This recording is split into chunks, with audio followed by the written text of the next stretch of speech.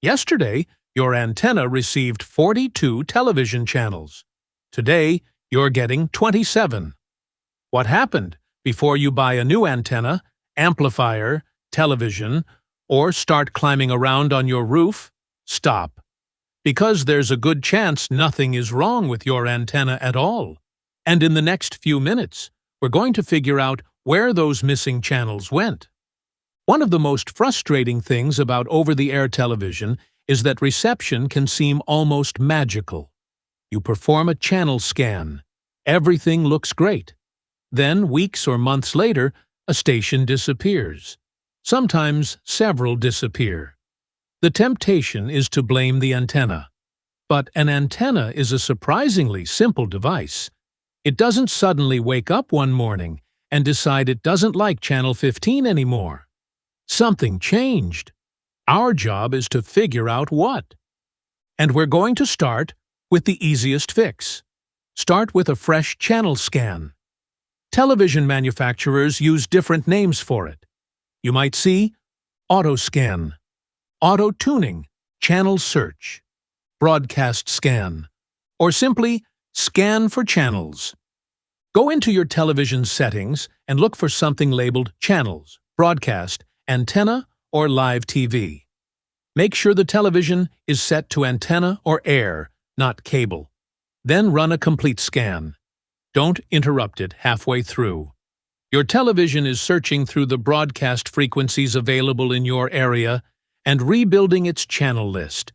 And yes, sometimes something this simple brings a missing station right back. But there's an important catch. Here's something many people don't realize. A rescan can occasionally make the situation worse.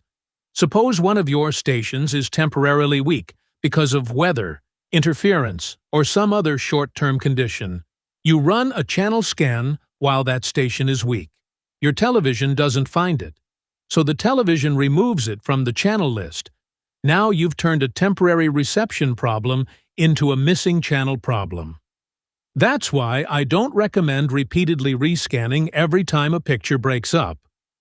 First, determine whether the station itself is actually gone. Here's a useful clue. Don't ask, "Did I lose a channel?" Ask, "Which channels did I lose?" Digital television stations often transmit several subchannels from the same physical broadcast facility. If several related channels disappear together, that's useful information. And if several completely different stations located in the same direction disappear, that's an even bigger clue. The problem may not be your television. It may be reception from that direction. Which brings us to the antenna itself. Before buying anything, inspect what you already have. If you have an indoor antenna, has it moved? A few inches can sometimes matter, particularly with weaker signals. Did someone put a television, metal object, or other electronic device near it? If you have an attic or outdoor antenna, check the coax connections you can safely reach. A connector that's loose, corroded, or damaged can cause reception problems. If the antenna has been outside for years, weather matters too. Wind can change its direction. Water can enter damaged connections. Coaxial cable deteriorates. None of this means you immediately need a new antenna. We're still diagnosing. Direction can be surprisingly important. If most of your stations are southeast of your home, but your antenna has gradually moved toward the east, the strongest stations may continue working perfectly.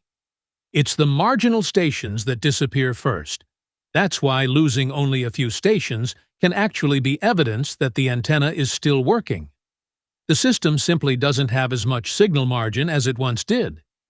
If your antenna is directional, small adjustments may help. But make small adjustments.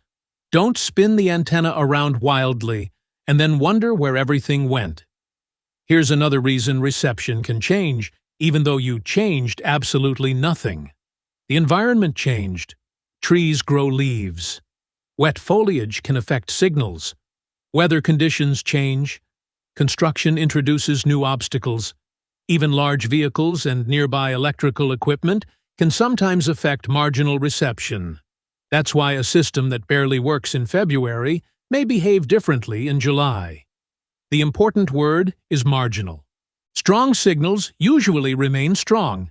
It's the stations sitting close to the edge that expose these changes. At this point, someone usually says, "I'll just buy an amplifier." Maybe, but don't assume an amplifier automatically improves an antenna. An amplifier cannot recreate a signal the antenna never received. And too much amplification can actually create problems when strong local signals overload the television tuner or amplifier. Amplifiers are particularly useful for overcoming signal loss from long cable runs or splitters. They're not magic signal generators. We're going to do an entire video showing when an amplifier helps and when it actually makes reception worse. So don't buy one yet. Another overlooked culprit is the humble splitter. Maybe you originally connected one television. Then someone added another. Then another. Every time the antenna signal is divided, each television receives less of it. Strong stations may still look perfect. Remember, digital television doesn't gradually become snowy like old analog television. It tends to work until it doesn't. So a splitter can cause your weakest stations to disappear while everything else looks completely normal.